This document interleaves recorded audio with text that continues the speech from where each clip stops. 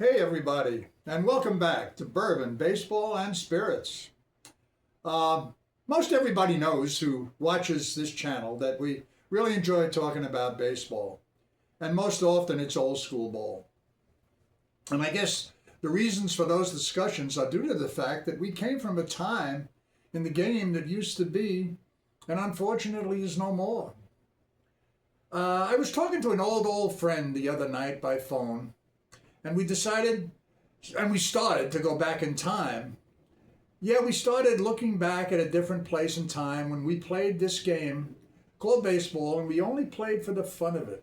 I guess you could call it sandlot, although back then we didn't really have a name for it. That was over 70 years ago, and back then we just called it playing ball. You know, it was always fun reflecting on memories, but the older I get, the more fun it gets. Especially when they pop right back up as you relive them with someone who remembers them with you. Anyway, the idea of a video jumped out, and I thought everybody might like to hear a little bit about what it was like back then to play sandlot baseball. My friend and I started remembering the names of the different kids that we played with. Frankie and Lenny, Eddie and Mike, Ray and Dave, Jerry and Georgie, and Rocky and Billy. And that was just to name a few. Well, some of them were teammates. Some of them are gone now. Some were lost in Vietnam. Others were rivals from our heated competition. We had some good games with other teams. One of the special teams that we played with, and they were heated rivals, were the Green Road Boys. That was another local neighborhood team. We had a lot of fun. We either played on their field or they came to our field. Anyway, we played the game in the 50s. It was on Long Island. Before Long Island became urbanized, there was still plenty of space. It was still country, and suburbia hadn't come in yet. I believe the game also was at its peak at that time. It was looked at, from what I hear, as the golden age of baseball. It was spreading across our country, and television sets were broadcasting in all our cities. Kids were playing it everywhere. They were playing after school and all day Saturday. You could ride around a neighborhood, you could ride around a town, and ball fields had kids in it, just playing. There was no structure, there was no formal rules, no adult supervision, no formal coaching. It was just a bunch of kids having a bunch of fun. The rules of the game could be changed based on the amount of players who showed up. In fact, it usually was dictated by that. They consisted of impromptu guidelines, like there was no hitting to right or left field. Pitchers covered home if we had no catcher. Stealing wasn't allowed. Home runs were designated when you hit them into the woods or some other barrier that we set up arbitrarily. If you were hit by a pitch, you didn't take a base. You kind of just grunted. And I looked at the kid who hit you and said, "What'd you do that for?" And you kept playing. Oh, the rules change constantly based on conditions at the time. We always decided by the kids, though, just having fun, what the rules were. We never saw, or we never wanted, or we never expected any interference from an adult to supervise us. The adults just didn't come around.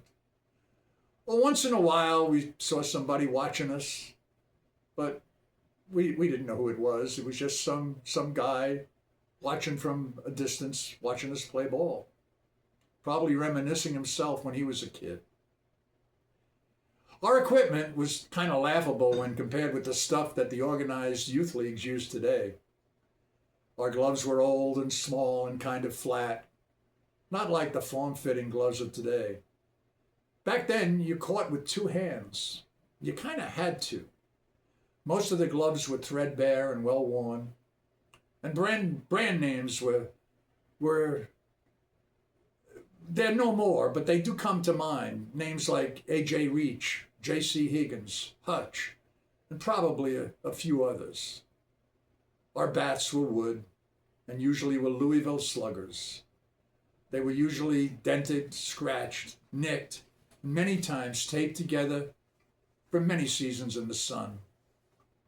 Getting a new one was almost always a special present. Sometimes we'd get them for Christmas.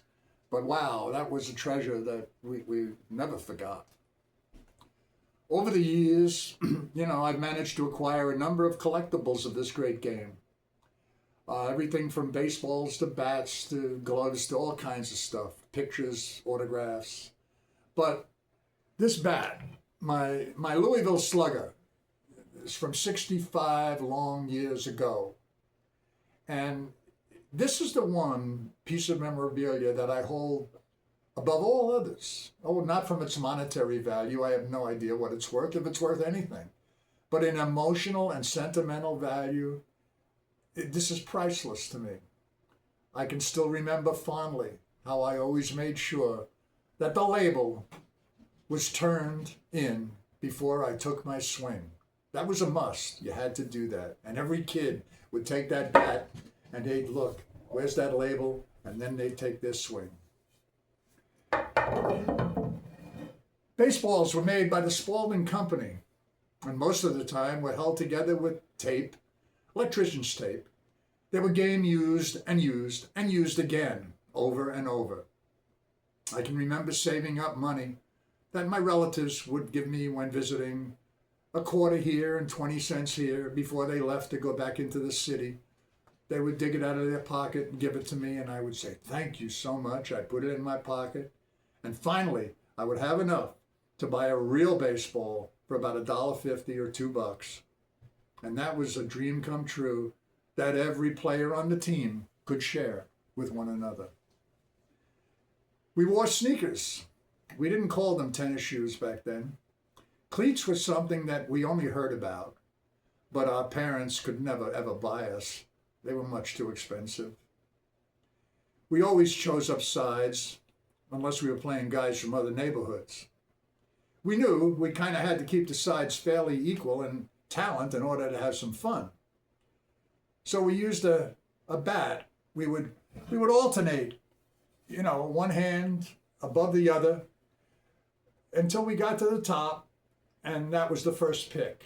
That's how you made your first pick. And then we went on and called a team together like that. Our safe calls, our out calls were always made by the team on the field. And almost without dispute, unless it was really, really close. And then it usually got decided by, I'll shoot you for it. The odds and evens finger method, once, two, three times, I got it, odds or evens. It's still used today, I'm sure, by kids, but we used it all the time. That was our way of solving issues, disputed calls.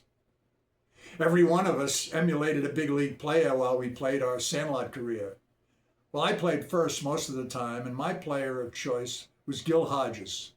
Every one of us had our idol, and when we played, that's who we were.